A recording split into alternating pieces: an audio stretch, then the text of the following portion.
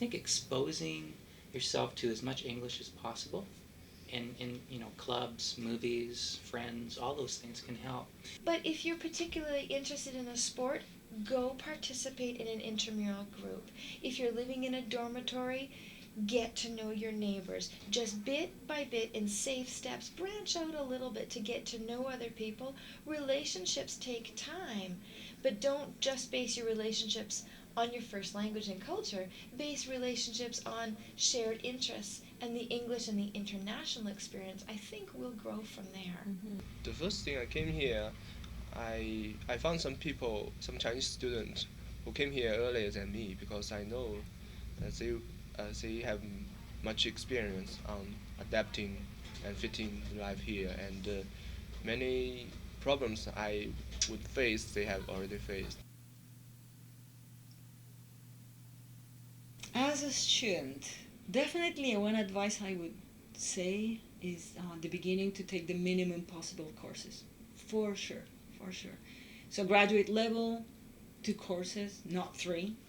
Undergrad level, maybe 3 courses if it's possible. I don't know, 4, 5. No, no, no, definitely. Because you have to deal with the courses, even if you are, and you were in your home country an excellent student, and you could deal with a certain load. I think one has to be prepared. One doesn't imagine, but it does happen that you cannot do as much as you could at the beginning because you have to. The brain has to blame the brain. It's not you, but the brain has to get used to lots of other things, and so that time that is occupied in dealing with how to operate with washing machines that you were not used to because in your home country it was a different style. I mean, I don't know. There's so many little details, and so you cannot really deal with as many courses at the beginning as you think you could. A lot of people don't know about learning commons. I just figured out about it this semester. It's my almost I'm done with my first year at SFU. Yeah, I'm almost second year because I was a transfer student. So learning commons are great resources to go there and get help. So you should be familiar with the Word, Microsoft Word, Excel, and PowerPoint. You should improve using of more internet. That's using Google search or looking for articles and those things. That's you have to be familiar or you have to be expert. You have to enjoy those things. Yeah.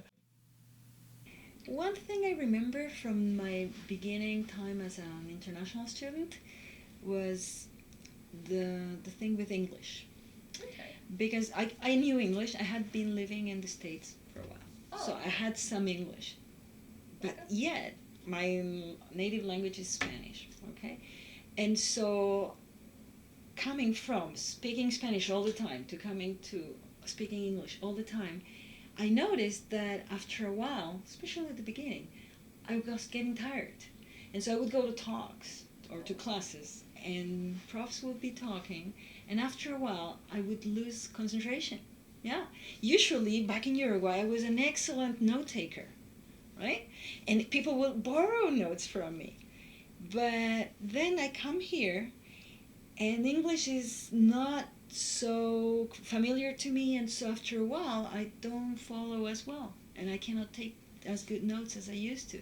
It took me a while until I could take notes, because taking notes, it requires that you understand what's going on, you internally write the sentence. I mean, there's lots of processing, and if it's a different language, even if you speak well, and I was speaking well, I had very good English, I had been living in English, right?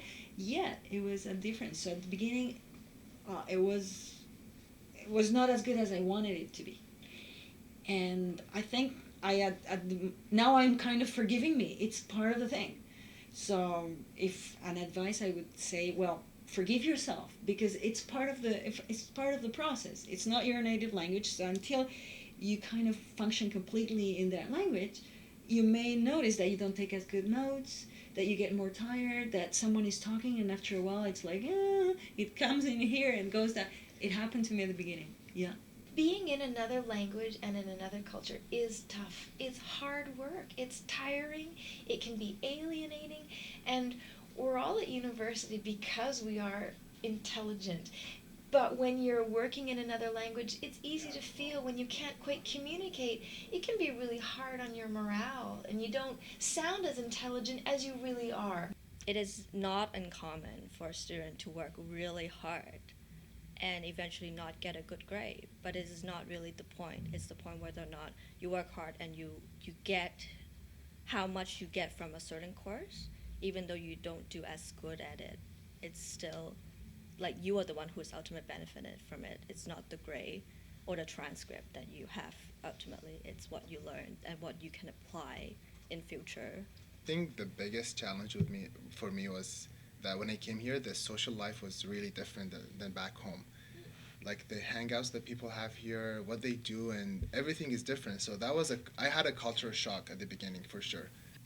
So if people are in the middle of a problem, they don't know what to do, or that's another really something that I would advise to students, not to swallow their worries, the burden. Yeah, I have some students now. I'm teaching a very large course, and this girl that I had that she didn't come for 2 weeks, and she says, no, I don't have any friends. So she didn't know about the project that was going on.